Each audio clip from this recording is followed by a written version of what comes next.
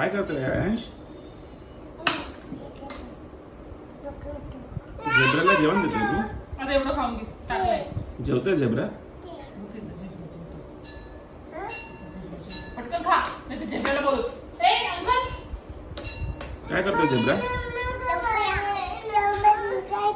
जेवण करतो. काय खातोय झेब्रा?